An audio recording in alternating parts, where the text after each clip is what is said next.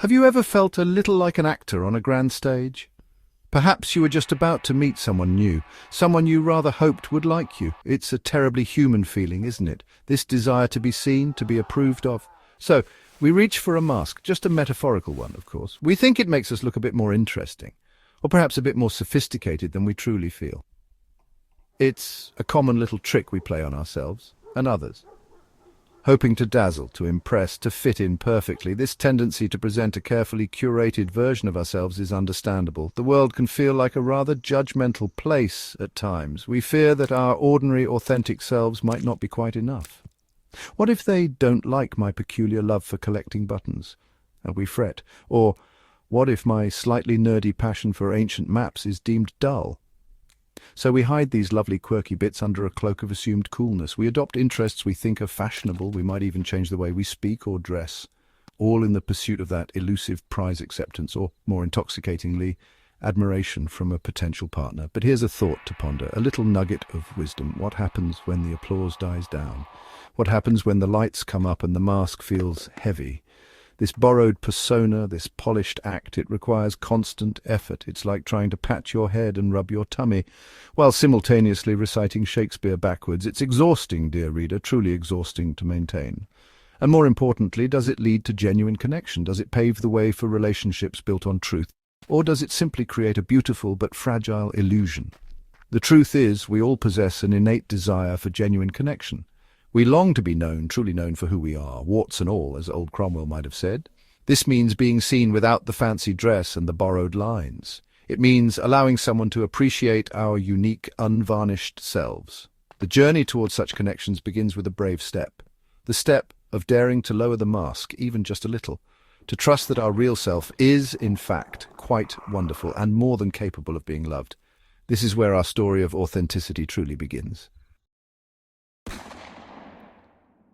Let me tell you about a rather charming young woman named Eleanor. Eleanor was bright, kind, and had a delightful, slightly mischievous sense of humour. However, when it came to the perplexing world of dating, she felt a familiar dread. She was about to meet a chap named Julian. Julian, she'd heard, was frightfully sophisticated. He apparently enjoyed opera, spoke fluent French, and only read very serious novels. Eleanor, whose current joys involved re-watching old comedy shows and trying to bake the perfect scone, felt a wave of panic. I must impress him, she thought, her heart thumping like a drum. So she decided to become sophisticated Eleanor for the evening. A rather daunting role, one might add.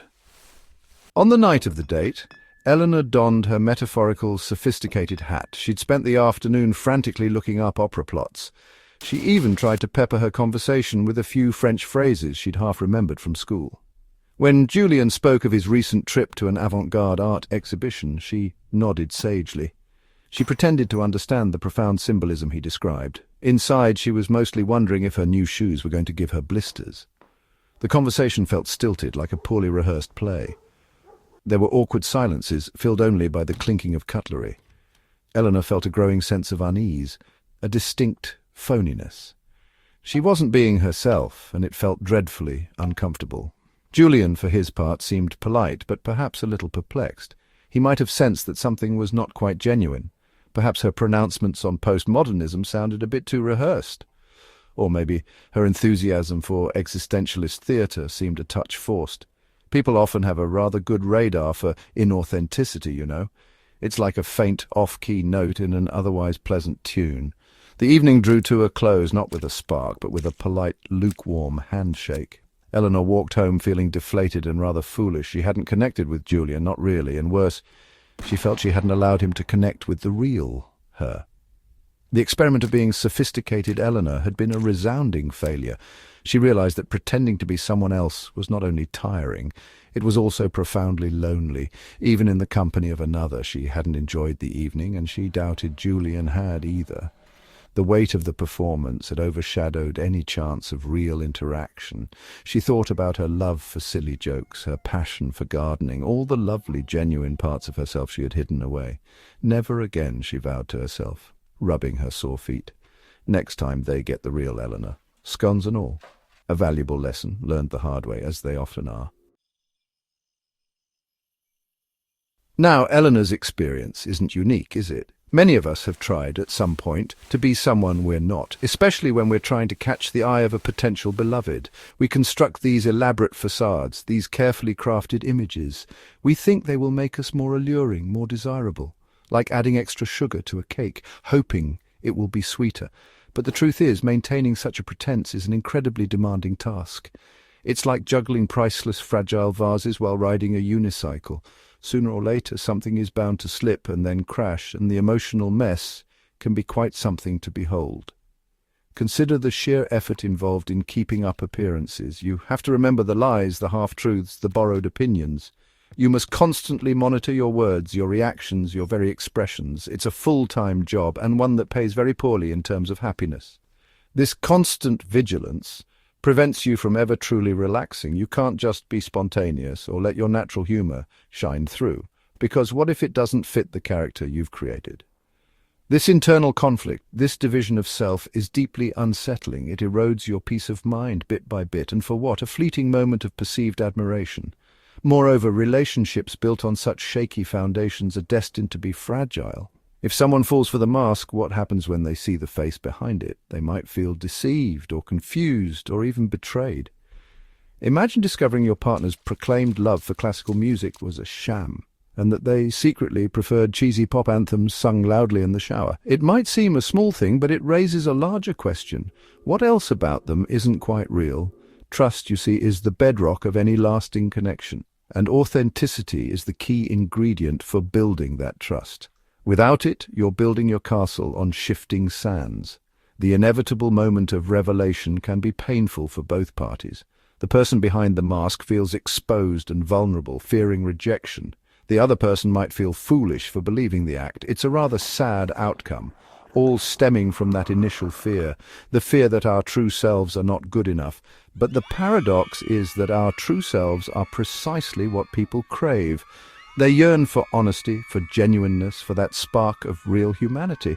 Pretense might dazzle for a moment like a firework, but authenticity glows with a steady, warming light, a light that draws people in and makes them want to stay.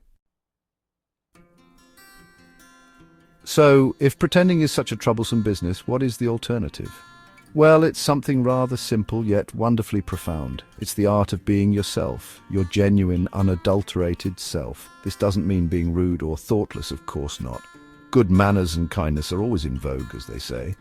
But it does mean embracing your unique qualities, your passions, your little quirks, and, yes, even your imperfections. These are the things that make you, well, you. And there's an immense quiet charm in that authenticity. A charm that is far more captivating than any forced sophistication. Think about the people you genuinely admire and feel comfortable around. Are they the ones who are always putting on a show, or are they the ones who seem at ease in their own skin, who speak from the heart and aren't afraid to be a little vulnerable? Authenticity has a certain radiance, a natural magnetism. It signals to others that you are trustworthy and real. It allows for genuine conversations, not just exchanges of pleasantries.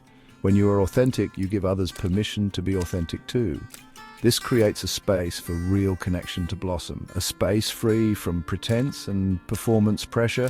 Good taste too isn't about expensive labels or following fleeting trends. True good taste is an expression of your authentic self. It's about knowing what you genuinely like, what resonates with you. Whether that's a love for minimalist design or for riotously colorful patterns, it's about curating your life, your home, your style in a way that reflects who you are, not who you think you should be according to some arbitrary standard. This kind of self-assuredness is incredibly attractive. It shows that you have a strong sense of identity and that you value your own judgment and preferences. This is far more impressive than trying to mimic someone else's idea of cool. Ultimately, people are drawn to those who are comfortable with themselves. There's a certain peace that emanates from a genuine individual. It's a refreshing change from the anxiety that often accompanies artifice. When you are true to yourself, you project an inner confidence. Not arrogance, mind you, but a quiet self-possession. This makes others feel secure and at ease in your presence. They sense that what they see is what they get. And in a world that can often feel quite superficial, that is a rare and precious gift. It's the foundation upon which strong, lasting relationships are built. Relationships where you are loved for exactly who you are. Let us return to our friend Eleanor, shall we? After her rather deflating experience with sophisticated Eleanor, she felt a bit disheartened, but she also felt a new resolve stirring within her, a resolve to be unapologetically herself, come what may. A few weeks later, a friend suggested she meet a chap named Tom. He's very down to earth, her friend said, and loves a good laugh. Eleanor took a deep breath and decided this time there would be no act, no feigned interest in obscure philosophers or modern art. Just Eleanor, with her love for baking scones and her slightly silly jokes. She felt a little nervous, but also wonderfully liberated. When Eleanor met Tom, she talked about her actual hobbies. She mentioned her quest for the perfect chocolate chip cookie recipe. She even admitted that her French was, shall we say, less than fluent. To her surprise, Tom didn't look bored or unimpressed. Instead, he chuckled and shared his own disastrous attempt at making sourdough bread. He talked about his love for hiking and his rather terrible singing voice. The conversation flowed easily, like a gentle stream. There was laughter, real laughter, not the polite kind. They found they shared a similar sense of humour and a love for old films. Eleanor felt herself relax completely, a rare feeling on a first encounter. There were no awkward silences to fill with desperate pretenses. Instead, there were comfortable pauses, moments of shared amusement. Eleanor didn't feel the need to perform or to second-guess herself. She spoke her mind, kindly of course, but honestly, and Tom seemed to appreciate her genuineness. He asked her questions about her interests, showing real curiosity. She, in turn, was genuinely interested in his stories. It felt like a meeting of two real people, not two carefully constructed personas. There was a spark, a definite spark this time, a spark ignited by authenticity and mutual appreciation. As the evening ended, Eleanor felt a warmth she hadn't experienced before. It wasn't just relief that the date had gone well. It was a deeper sense of satisfaction, of having been truly seen and accepted. Tom, it turned out, was charmed by the real Eleanor. Her passion for baking, her honest opinions, her gentle humour. These were the things that made her unique and interesting. Eleanor realized that the most attractive thing she could be was herself. It was a powerful, liberating discovery, and one that paved the way for a genuine connection to begin, a connection built not on illusion but on delightful reality. Eleanor's story beautifully illustrates a rather important point. It's not just in romantic pursuits that authenticity shines brightest. A genuine and cheerful personality is admired in all walks of life. It contributes enormously to our own personal happiness, of course, but it also strengthens all our relationships with friends, family, and colleagues alike. Think about it. Who do you naturally gravitate towards? Is it the person who is perpetually complaining or putting on airs, or is it someone who exudes a natural warmth and a positive outlook? I think we all know the answer to that one, don't we? A cheerful heart truly is a magnet for good things. Men, and indeed people in general, value genuineness far above artificiality. There is something deeply reassuring about someone who is consistently themselves, someone whose laughter is real, whose kindness is unforced. This doesn't mean one has to be relentlessly jolly, like a children's television presenter. We all have our off days, our moments of sadness or frustration. Authenticity includes acknowledging those feelings too, in a healthy way. But an underlying current of cheerfulness, of optimism, is incredibly appealing. It suggests resilience, a capacity to find joy even in simple things, and an ability to navigate life's ups and downs with grace. These are qualities that make someone a wonderful companion. A cheerful disposition makes you more approachable, more pleasant to be around. It creates an inviting atmosphere, making others feel comfortable and uplifted. This isn't about faking happiness. That would be another mask, wouldn't it? It's about cultivating a genuinely positive inner state, finding things to be grateful for, looking for the good in situations and people. This inner light then naturally radiates outwards. It can brighten someone else's day, offer comfort, or simply make an interaction more enjoyable. In the context of a long-term partnership such as marriage, this quality is invaluable. It helps to navigate the inevitable challenges that life throws our way. A shared, genuine cheerfulness can be a true cornerstone of a happy life together. So while grand gestures and sophisticated airs might seem impressive initially, they often fade. What endures is the quiet strength of a genuine character, the warmth of a kind heart, and the uplifting presence of a cheerful spirit. These are the attributes that foster deep, meaningful connections. They build trust, encourage intimacy, and create a supportive environment where both individuals can thrive and be their authentic selves. It's a far more rewarding path than constantly trying to be someone you're not. For true happiness, both in love and in life, begins with being true to who you are and allowing your own unique, joyful light to shine. It's a far more compelling beacon than any fleeting imitation. So how does one cultivate this inner sunshine, this genuine joy? It isn't about suddenly becoming a different person overnight. Rather, it's about gently polishing the diamond that is already within you. It starts with a good dose of self-acceptance, which is a terribly underrated virtue. Take some time to really get to know yourself. What are your true values, your passions, the things that make your heart sing? Don't judge them, simply acknowledge them. This is your authentic core. Embrace your quirks and your unique perspective on the world. They are not flaws, they are facets of your wonderful individuality.